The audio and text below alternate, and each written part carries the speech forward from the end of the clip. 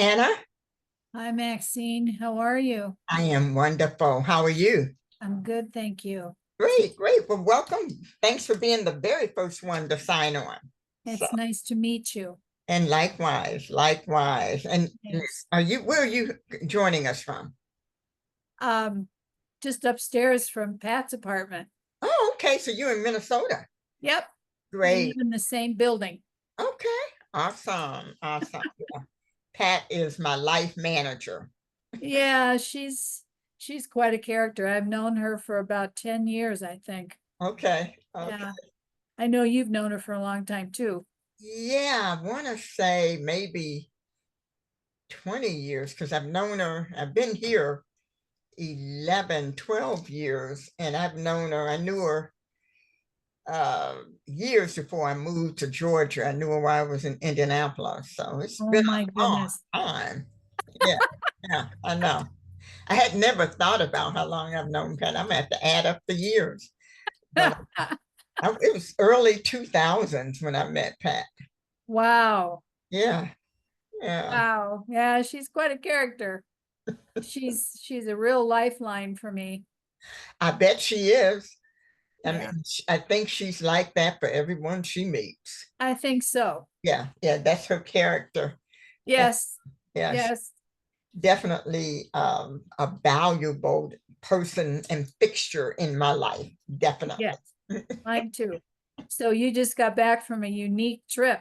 I did. It was absolutely amazing.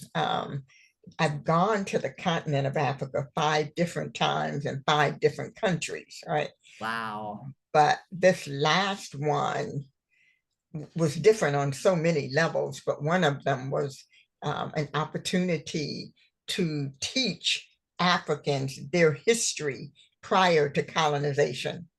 Wow. And that was amazing and I knew they did not know, which is why I designed it, but they were so appreciative of being able to know about the greatness that existed in the continent.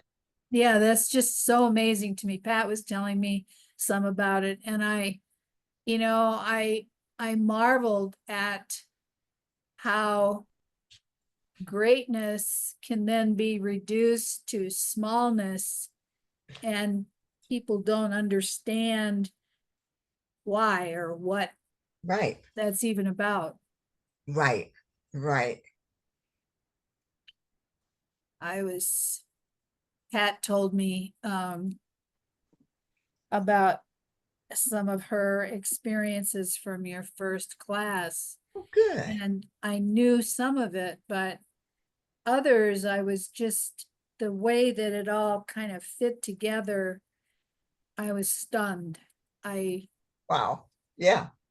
Yeah. Yeah. And even as I prepare for each class and I dig and I learn and I research, and when I find out new information, it marvels my mind. And so one of our current students just joined us. Hi, Quinn.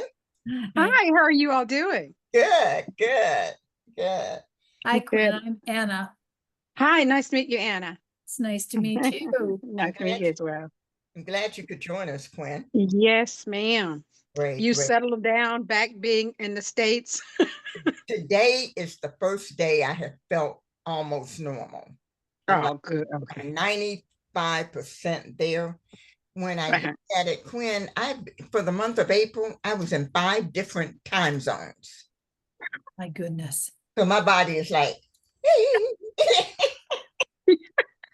That's true. so Quinn, since you're here, I got to put you to work. I need Yeah. you, if you would, like when I have people introduce themselves, if you would just Yeah. write down names. And at the end, I'm going to ask people if they're interested in taking the course and if you would record those names. I sure will. Yes. I appreciate that. I appreciate that. Tamara. Hello. Hi, how are you, dear? Tired, but I'm here. Oh, how long do we have you for? I know you can't stay the whole time. I'm still at work, so about 2 or 3 minutes. Okay. It's okay. Yes, ma'am. I'm sorry. Not a problem. So what I'll probably do after people jump on, I'm gonna give people 1 more minute because it's 6:30. And I think what I'll do will let people introduce themselves, and then I'm gonna have you to share your experience, and then you can feel free to jump off because I have Yes, Quinn on yes, too. yes, ma'am. Okay, thank How are you doing? Hi, how you. are you? I'm doing wonderful. Good. Good to see everyone. Yes, ma'am.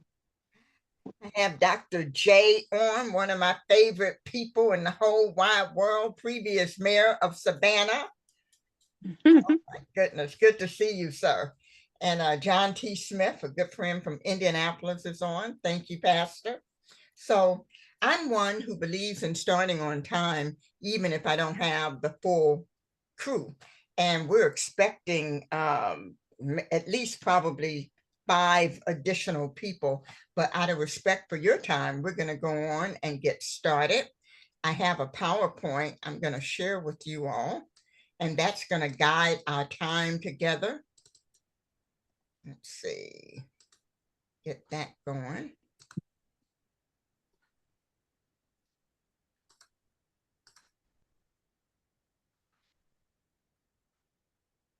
Okay, so I didn't change the date on here. I needed to do that, but today is May 1st. So thank you and welcome. Welcome to GriotSpeaks. This is our meet and greet. And so what I want to do, first of all, is kind of not only welcome you, but let you know how the name GriotSpeaks came to be. Dr. J, I know you know this, so that's why I feel real comfortable asking you. Can you share with us what the word griot means?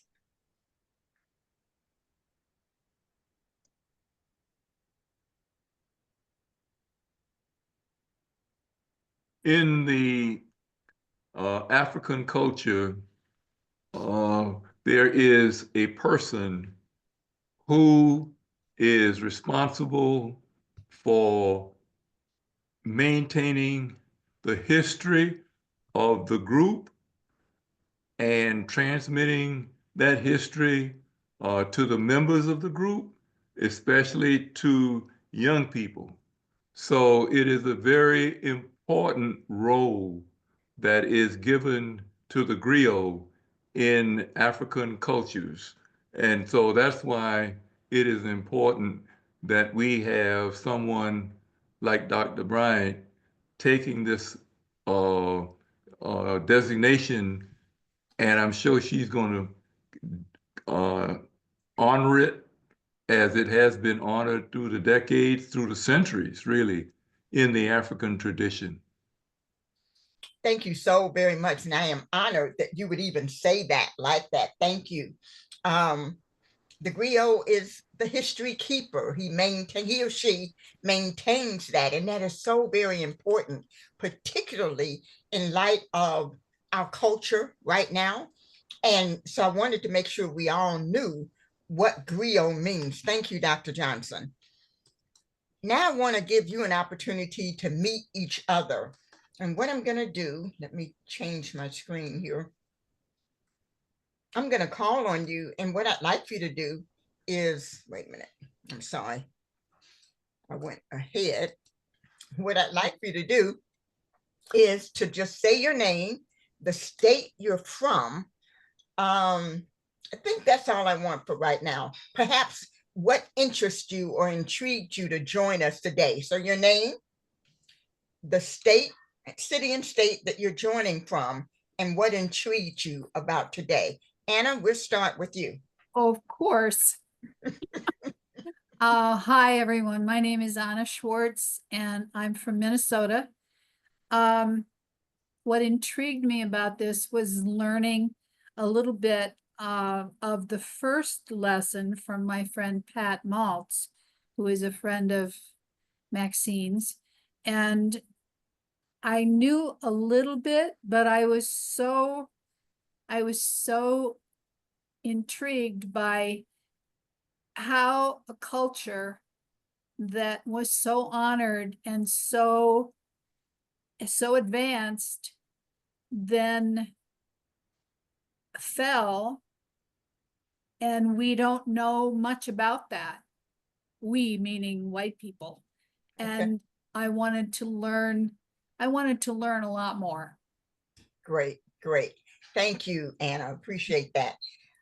Dr. Johnson. My name is Otis Johnson.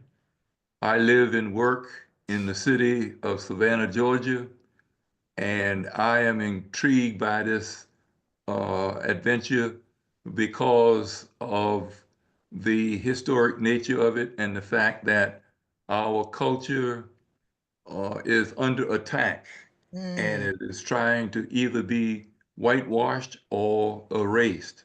And I yeah, think we have to do everything that we can to keep our culture at the forefront of everything we do and to share it with people like Anna, who wants to know more about our culture. absolutely. Thank you. Thank you. Hi, Linda. Hi, Maxine. It's nice to be here, everyone. Yes, yes. I'm in Seattle, Washington, Okay. and I am part of this group because of my longtime friend and sister, Anna, whom I have known for many, many, many decades. And would like to say that Africa didn't fall, it was drop kicked. But I know a little bit and want to know a lot more. So that's why I'm here. Great, great. Thank you, Linda. Dr. Collins, good to see you. We're introducing ourselves, saying where we're from and what intrigued us to join tonight's conversation. Hi, well, it's good to be here. I'm sorry I missed most of the other introductions, but I am Dr. Laverne Collins. I am sort of in a dual residency situation right now. I live part-time in Greensboro, North Carolina, and part-time in Costa Rica. I am by profession a licensed counselor, but I do a lot of training. I train on issues of race, faith, culture, and trauma for counselor educators. So it's important to me that to talk about current trauma, we have to look at a historical context. And I have studied more from, well, I shouldn't say more. I've been to Africa probably about 16 times, but always want to know more about the history. So that's why I am here, because I want to be able to put present day experiences into context for those whom I train. Africa is very misrepresented. Mm, Very sorely misrepresented. I wouldn't even say Africa fell or was drop kicked. I say Africa is thriving, but it's different from Western culture, and Western culture tends to value Western culture. So anything that's not Western culture is kind of misunderstood. Africa's thriving in many ways. Africa has poverty, but so do we, and we're about to have a whole lot more in about 5 minutes. okay. Thank you so very much. Thank you. I see John Smith is on. Can you talk, John? Okay. If not, Tamara, are you able to talk now? Yes, ma'am. Okay. Before we move on, I wanted to give Tamara an opportunity to introduce herself and talk just briefly about her experience. She's one of the students in the first series for Module 1. That module completes on Saturday, and then next Tuesday, we start Module 1 again. Tamara's not going to be able to stay on the call, but I wanted her to share her experience before she jumps off. So Tamara, can you introduce yourself and then just tell us briefly what the class has been like for you thus far? Hello, everyone. Peace and blessings, beautiful souls. My name is Tamara. I am a multimedia artist, and I'm also the founder and lead workshop and support group facilitator of Project Wings. Right now, I'm in North Carolina. I'm from Indianapolis, Indiana. That's where I met the mighty Maxine, Dr. Bryant. This experience for me has just been not only eye-opening, but very empowering.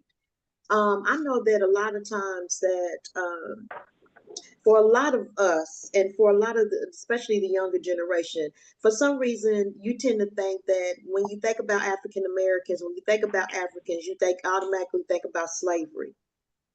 As if our history began with slavery.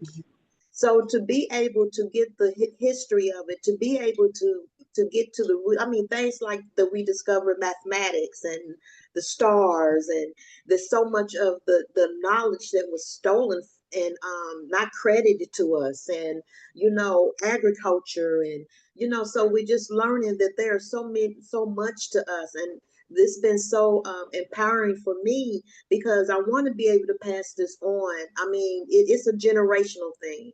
And I believe that, we have to be able to break generational strongholds, and that means misinformation. It means some of the things that, we have to learn what we don't, we had to unlearn some things and learn new things to be able to pass down. And that's what our culture always did anyway. And we pass down knowledge, we pass down spirituality, we pass down, love and how we care for our families even. And that's missed in this generation. So it has just been such a blessing to me. Dr. Bryant makes everything relevant. Nothing is over your head. Everything is just very well researched and given to you with care and transparency. So this has been a blessing to be a part of it. And I really thank her so much for everything, this purpose that she has. And we just want the God to continue to bless her on this journey, because it's needed, especially now when we under attack the way we've always been under attack for a minute. But this is a blatant attack, and we got to keep our traditions alive. And so we need her. We need this. So thank you, Dr. Bryant. You're welcome. Real quick, Tamara, can you speak to the workbook? Has that been helpful to you? Oh, yes, it has. And I'm not going to say I've been the best student, because I've been working and going through, but I've learned so much. Okay. And so the workbook and again, it's easy to read. It's very clear, concise, well researched, and just very knowledgeable. So yes, ma'am. Okay, great. Thank you. Thank you. Thank you. Thank you. Bye-bye. Thanks for jumping on. We appreciate it. Yes, ma'am. Quinn, Yes, ma'am. good morning. I am Quinn Hilton. I'm a transplant here in Savannah from Texas. I grew up in East Texas, and I grew up with a cultural background where I was told that I had Indian background and other things, but mostly African. But I grew up in a household where my father wasn't privileged for education to go to college. So he pushed all of us to go to college. So I just loved learning. And when this opportunity came up to learn more about the African part of my ancestry, I had no idea. So it's been a treat. It's been as Tamara said, it's been empowering. It's just been wonderful experience thus far. So Great. Thank you. Thank you. I am here. We have a guest that's on the phone. I don't see a name. Dr. Bryant. Yes. This is Edward Chisholm. Great. Hey. Thank you. Can you just tell the audience your name, where you're calling in from, and what intrigued you about joining us this evening? I know you're not going to be able to stay long. Right. Edward Chisholm. I live in Greenville, North Carolina, but I'm from Savannah, Georgia, just to let everybody know. So glad to be here. And my interest is just African history, period. But I'm going to come at this from a biblical Christian history standpoint, because of the miscalculation and misspeaking of Christianity being the white man's religion. And what's the historical fact about it is that in North Africa, Ethiopia, it's Dr. Nubia, Bryant's GriotSpeaks.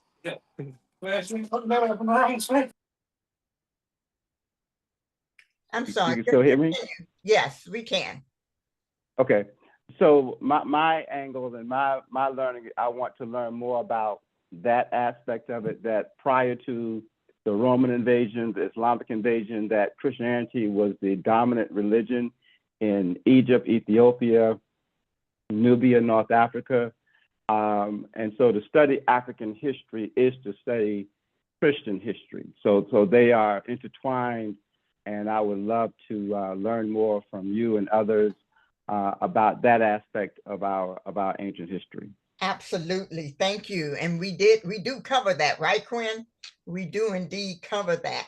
Right. Before we go Right. on, I see that Miss Katina has joined us. Are you able to talk, Katina? Yes, ma'am. Okay, would you please just introduce yourself, your name, the city, state you're calling from, and what intrigued you about GriotSpeaks? Then we'll move on. Sure. I'm Katina Wheeler, the CEO of Discover Black Savannah and Dr. Bryant's only mentee. And I am in Savannah, Georgia. And I've always been intrigued with our history and culture. And so with every lecture or meeting I'm in with Dr. Bryant, I learn something a little bit new and something else to add to my tools. I was able to join her on the Sierra Leone trip. And so I just appreciate her including me in this journey. Absolutely. Thank you. Thank you, everyone. I am honored and humbled to be kind of the facilitator of GriotSpeaks. And so let me introduce you a little bit to me, because some of you don't know who I am. I would consider myself to be a student of history, and not just Black history, but history, period, because I truly am a person who knows that before there was African-American history, there was Black history, and there's no shame in that. I am passionate about accuracy. As many of you have said, what has been presented to us, I call it in many ways mythology, misconstrued facts, things that have been watered down or erased altogether. And so I'm passionate about facts and accurate history. And I am determined to preserve truth. And as Tamara said, truth isn't always pretty, right? And this weekend, Saturday, we conclude the first series of GriotSpeaks. And in that lesson, we're going to talk about some hard truths that are not real pretty about the African continent. So I don't sugarcoat. I come from an asset-based perspective because Africa is asset-based. So I come from that perspective. But whatever the truth is, that's what I'm determined to preserve. So how did GriotSpeaks even come about? I want to let you know the origin of GriotSpeaks. In January, the idea came to me about a game, actually. And I was in Atlanta, and I believe God just dropped that spirit, that idea rather, into my head. And it's a game that teaches the history of Africa and the African diaspora. So you see there a picture of the game. Each color-coded card represents a category. Orange is for the culture, green is for the land, the geography, black is for the people, red is for skirmishes or battles or wars that involved Black people. And as people run, they have pieces, kind of like Monopoly, and you go around the board.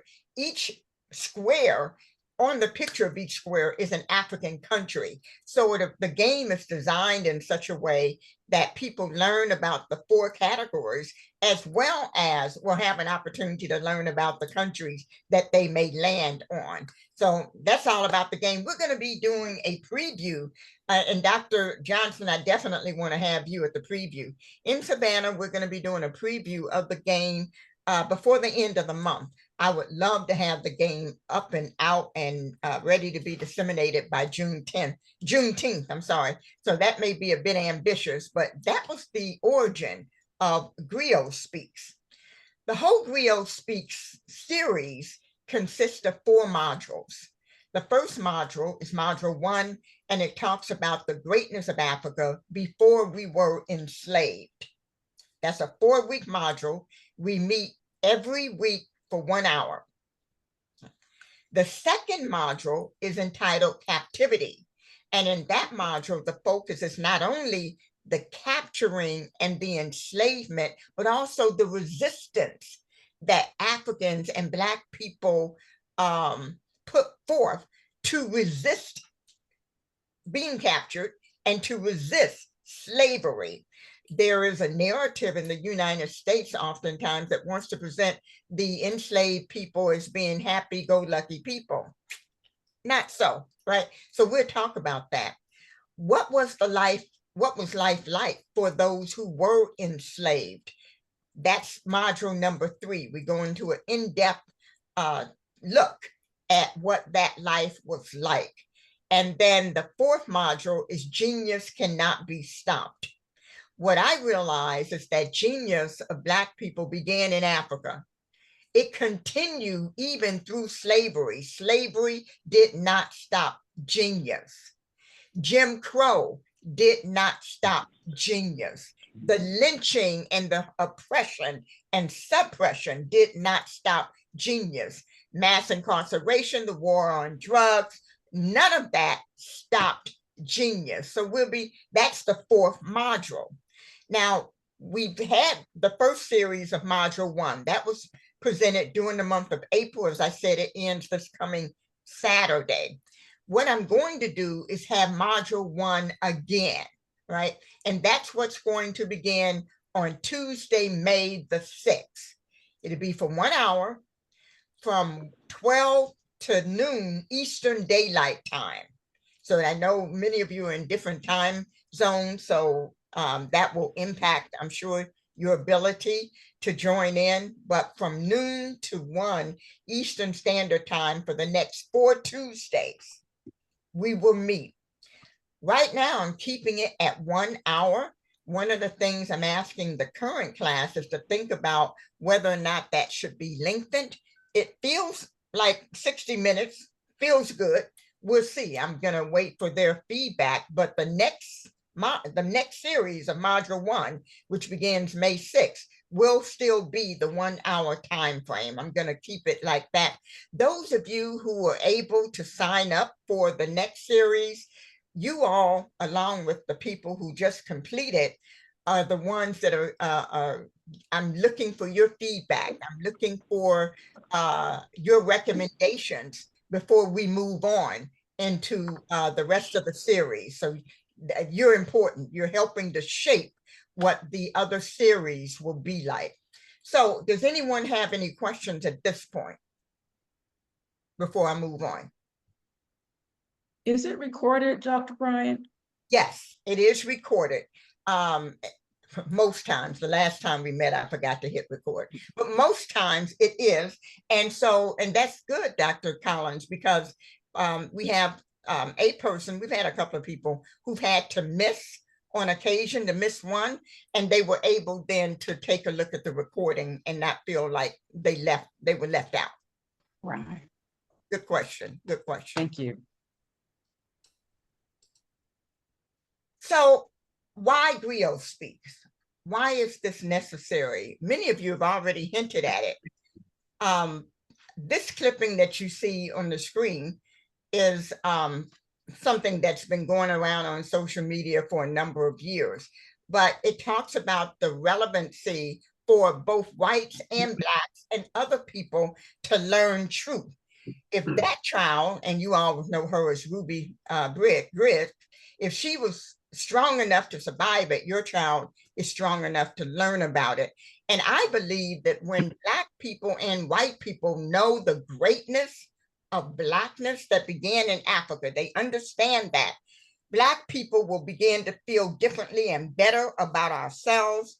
White people, children particularly, as they learn this, can gain a different kind of appreciation for Black lives, right? For Black people. I truly believe that. So in short, the mythology has to be corrected.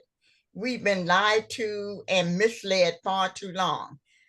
Dr. Johnson mentioned this. Our history is being whitewashed and rewritten all the time. Take a look at what's the current conversation around the National Museum of African American History in Washington, D.C. That the idiot is around ideology that's divisive or wrong. No, I don't know how many of you have had the opportunity to visit that museum, but it's point on, right? Our children and our children's children and future generation need to know the truth. And in spite of truth being presented to us as being divisive, I believe it promotes unity because it helps us to understand each other's culture. It helps us to appreciate all of the contributions from the Nile Valley and throughout Africa, right? It just helps us to promote unity. I used to write for the Savannah Morning News, and Dr. Johnson was a fan, so he would always critique me, if nothing else, right? But in one of my pieces, I quoted this man, and there's a man here in Savannah called Panhandler Slim, who picked up this quote: "Beware of false knowledge. It is more dangerous than ignorance." False knowledge leads people down a path that can be destructive on so many levels. So I'm fighting against false knowledge. So that's the relevancy of GriotSpeaks. I wanted to share just a little bit of this clip. We're not going to listen to it all, and I'm hoping this can work.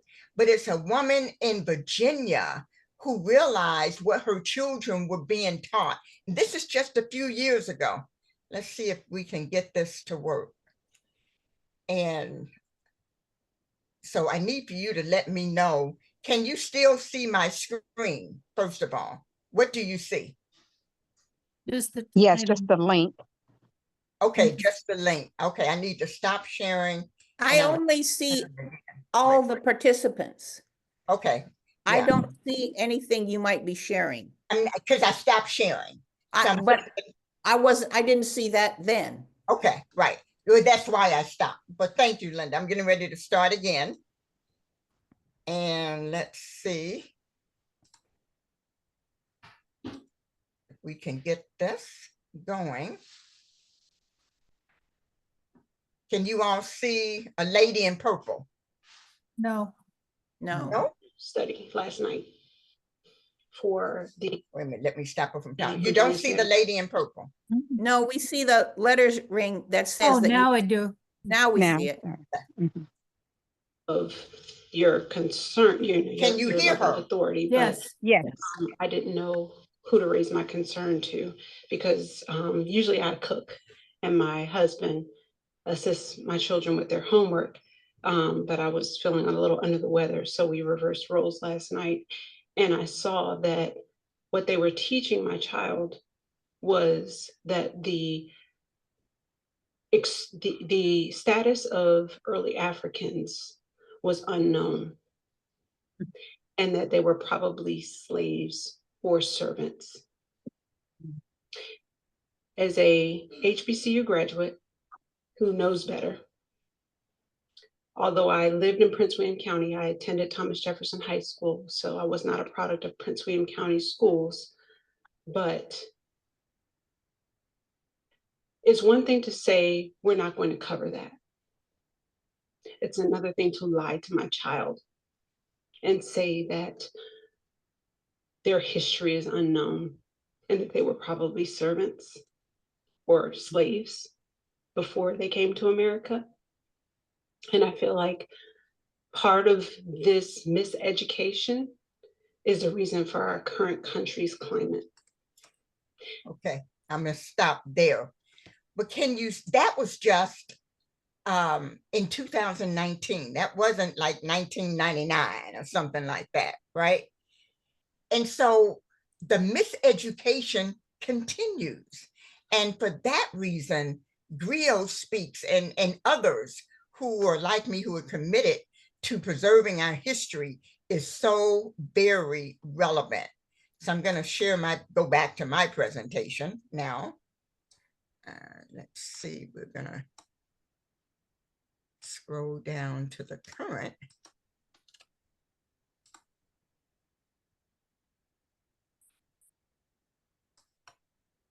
Okay, so can you see my slide that says why you should participate? Yes. Okay, Yes. good, good. So this is why you should participate in GriotSpeaks. You will be empowered with factual knowledge, as Tamara and Quinn have already told us. Learn to share the information with others, and that's so very important as people engage in the course. And it is a discussion. I facilitate, I lead, I do the research, I share the research, but it's all of us discussing from our own experiences and adding to that makes the class, I think, unique and beneficial. Be a part of creating unity. As I said earlier, learning truth promotes unity. It doesn't promote division. And then here's the important thing for me. Be a part of changing this country's trajectory, right? If you want something different, you got to do something different. And in this day and age, I think it behooves us to even be radical about how we move forward. Careful and radical at the same time. Why I'm committed to GriotSpeaks? This is an African proverb. Until the lion tells the story, the hunter will always be the hero. And for too long in our country, the hunter has been telling the story. There's so much that I learned that was wrong, that was not true, that was, for example, and I'm trying not to get into what we talk about in the class, but I'm gonna use this as an example.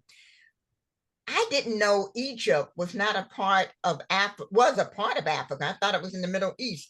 I was grown, I was in college when I learned that Egypt, or Kemet, as it would be accurately called, was even in Africa. Cleopatra, the movie, Cleopatra was white with long straight hair. When I had the opportunity to go to Kemet and I saw how they took the time to draw themselves on the temples, on the walls, and they made sure that the hair was curly, that it denoted kinkiness, if you want to call it that their skin tones were of darker hue. Right? So they wanted the rest of the world to know who they looked like. And then when you think about this, where did the Egyptians come from? Many times, history has very little problems elevating the genius, if you will, of the people of Kemet. But where did they come from? They didn't just arrive in Kemet, they came from someplace, right? So we talk about that in GriotSpeaks. As I said, I write for the Savannah Morning News. I used to. The same man, Panhandler Slim, did a caricature of me and this particular quote. And I think this sums up my passion for why I do what I do. I vow to continue to tell the accurate story, not a story of critical race theory, but rather a critical story of race in the United States. And that's my commitment. That's my why, if you will. And so that kind of sums up GriotSpeaks. And the series, like I said, begins on Tuesday, May the 6th. The regular price is $249. For people like yourselves who are interested in taking the 4-week series for this module 1, the price has dropped down to $199. And if you need to have a scholarship, we do have partial scholarships that are available for people, right? No matter what, no questions asked. So at this point, I want to open it up. We got about 10 minutes left. I want to open it up to questions, to comments. If you are interested in taking the course, I've asked Quinn to take your name down. If you can let us know. If you have any questions of me that will help you kind of make up your mind or whatever, feel free. Now is the time to ask. I do want to acknowledge Michelle and Tia. Welcome. Glad to have you on. So if you have any questions of me, please ask. About homework. Ah, Quinn, I'm gonna let you answer that. I'm sorry, repeat the question. How about homework? We don't have homework, but you're so excited to read. I can't wait when we get off when we get out of class, our session. I can't wait till she posts the next week. You're going to be so excited to learn what's next. It is from my perspective, it is so you just get excited about the readings. We have she attaches the workbook, the session we're going to talk about the clips, some of the posts, just like this clip that she did today. So just to show the reality of what's happening now, as opposed to the history back when before we knew about the history. So it's just a participation and great conversations that we talk about. I love her answer, Anna, because in my mind, that's homework, but it's nice to know that they don't even know they're getting homework. So what I do is I post a work. I've created a whole workbook for GriotSpeaks for all 4 modules, right? And so for each week, they get the readings, the video clips for the following week. So for those of you who sign up today, tomorrow, you will have in your email the workbook for week 1, right? And because you only have like 5 days to read each one, it's not like heavy reading. No. I try to make it interesting. There are articles, some of them are articles. Some of it is my own publications, if you will. What was the other thing I was going to say? Video clips. I'm a poet, so each module has a little poem that Right. I've written to try to lighten it up, and it goes along with the reading. So the reading material begins with an acknowledgement or overview from me, then it's the reading material, and then it's the Griot's review. So don't tell anybody, Anna, but that's the homework. Don't use that word. Okay. I have a question. Yes. What's your background? Good question. So, Linda, my background actually is criminal justice. I'm a criminal justice professor. I have an undergraduate in criminal justice from Ball State University, a master's degree in criminal justice from Saginaw Valley, and a PhD from Walden University. I owned my own business for about 11 years and got into training and development. And that was where I developed facilitation skills. Well, no, I developed the facilitation skills prior to that. And that opened up the door for me to start Bryant Educational Seminars and Training. That was back in 1998. I became interested in African-American history in undergraduate school, but I didn't follow that trajectory then. In 2012, I had moved to Savannah. I was able to get a position as a faculty member at Armstrong State University, and which is a PWI, a predominantly white institution. And they needed someone to teach African-American studies. So they asked me to do it. So I thought, I have an interest. Let me see what I can do. And it opened up a whole wide world for me that I found myself enmeshed in, becoming passionate about all of that. And I just taught with such vigor, right? And students were flocking to my classes. It was like, it was always overload for me. Like, yeah, I can't take any more students, right? In 2016, I think it was, Georgia Southern University and Armstrong consolidated, and I was selected to become the chief diversity officer, the interim chief diversity officer. And so that further propelled me to be passionate about unity and truth in history. When I decided to step down from that position, and two years later, I became the director of the Center for Africana Studies, and I opened up the Gullah Geechee Cultural Heritage Center in Savannah. And all of that was based upon my knowledge, my passion, because I'm a researcher. I'm a student. Like I said at first, I'm a student of history. Then I started writing for the Savannah Morning News. That required me to always be studying, to be researching. Facts matter to me, and so that's important. Then again, to add to that is my travels. So I've been to Kemen, I've been to Ghana, I've been to Sierra Leone, I've been to South Africa. I just came back from Rwanda like last week. And in the Rwanda, I had the opportunity to teach Africans their history prior to colonization. And to see the light bulbs go on, Dr. Johnson, it was amazing. They did not know. And when you think about it, who's going to tell them? Not the colonizers, right? So that's a little bit about me, Linda. My trajectory, I've been able to marry criminal justice and African-American history, largely because many of the people who tend to be locked up are Black folks, right? So I've been able to marry that. And then I would say for about the past 4 or 5 years, I've been really immersed into researching and teaching and facilitating discussions around Africa, African diaspora, and the Gullah Geechee community.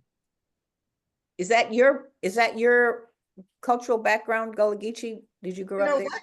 It is not. You would think so, but no, it is not. I am not Gullah Geechee. The Gullah, you bring up a good point, and I'm gonna say it, and my teacher, Dr. Johnson, can correct me if I'm wrong, okay? Because he is authentically a Gullah Geechee person.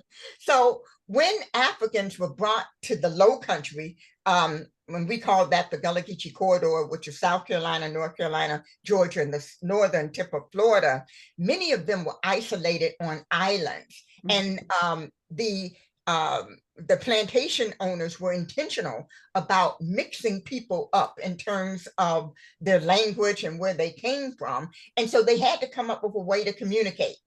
And that language we call Gullah Geechee, right? It's a culture all of its own. And so people who can trace their ancestry back to that culture, right? Those islands are called Gullah Geechee. And there's different perspectives on what's Gullah and what's Geechee. Generally speaking, Gullah is the language, Geechee are the people. There's a Ogeechee River that runs through Georgia. On one side of the river, you might be called Gullah. Another side of the river, you may be called Geechee. So, but that tells you a little bit about that culture. I am not of that culture, but I love it. I love Gullah Geechee. I promote Gullah Geechee. I want to preserve the Gullah Geechee history. So, Dr. Johnson, did I pass that? You're on it. You're right. Thank you. I'm a Gullah Geechee. I trace my ancestors back to those islands. Well, Dr. Johnson, can I ask you a question? Of course. I grew up in East Texas, right near Shreveport, Louisiana. Right. And we called a lot of the people that I knew, our culture, we called them Geechee. Okay. So when I moved here in 2018 and started hearing the term Gullah Geechee, I go, where the Louisiana, Shreveport area Geechee? Love the food, the culture that I was introduced as part of my childhood. Well, you have to remember that there was quite a lucrative slave trade. And as the United States moved westward, the slave trade moved westward. And so many of the people who are descendants from the folk on the island ended up in Texas, Louisiana, Mississippi, all of those what we would call Western colonies or Western states are connected to the Gullah Geechee culture.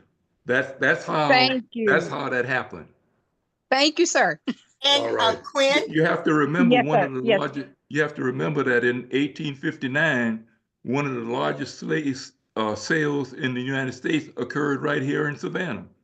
And Gullah Geechee people were sold to people from all over the Southeast and from the emerging West.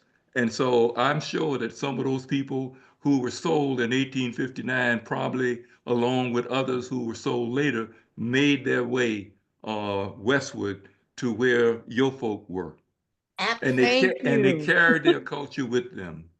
Yeah. That's it, Dr. Johnson. They carried the culture with them. Have you heard that before, Quinn? Oh, yes. In my sessions, they carried the culture with them.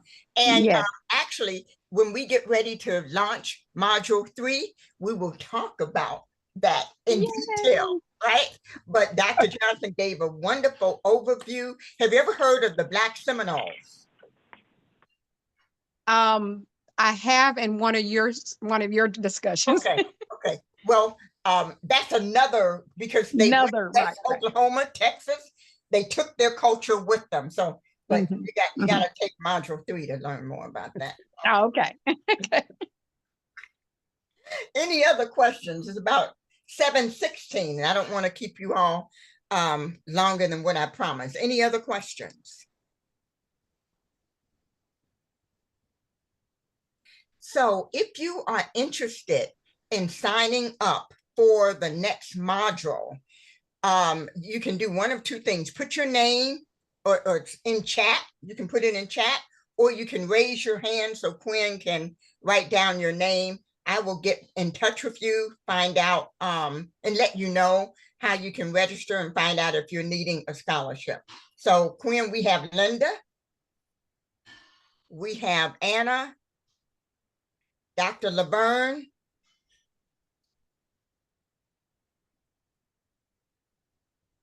did I miss anybody? Michelle Landers. Okay, Michelle.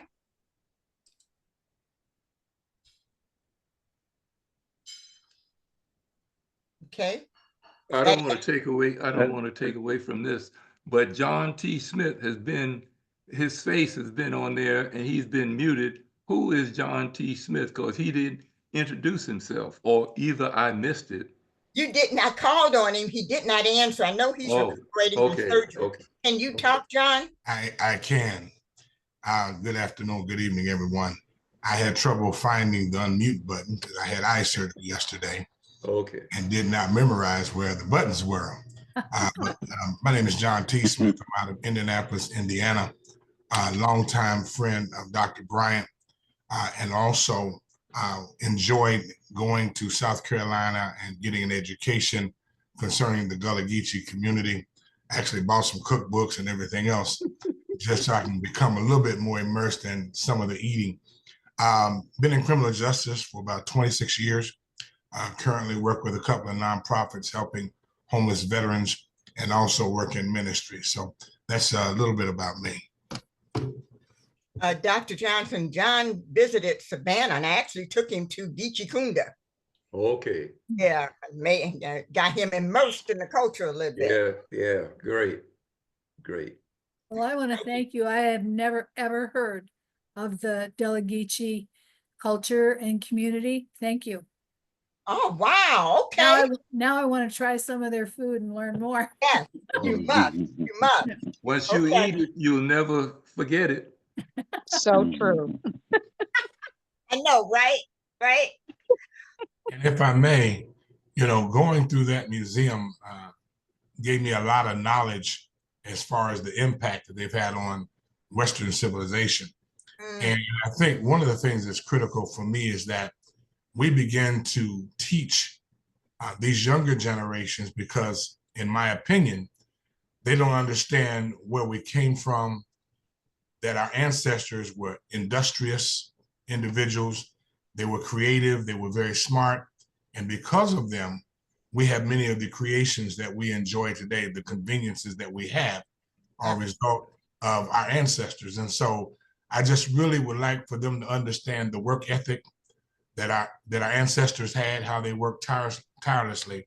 And you didn't usually catch them around, of course, they didn't have games back then, but they began to really work hard. And it's something that we ought to be proud of as a people, and begin to teach our younger generations that the only way we're going to progress is we've got to get out there and work. It's good to speak and go to school and all that. I'm for all of that, but we've got to be able to work.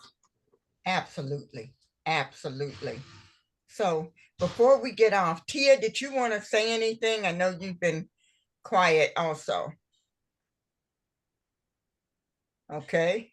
Nope, not sure there. And I know we got Michelle who said that she's wanting. Okay.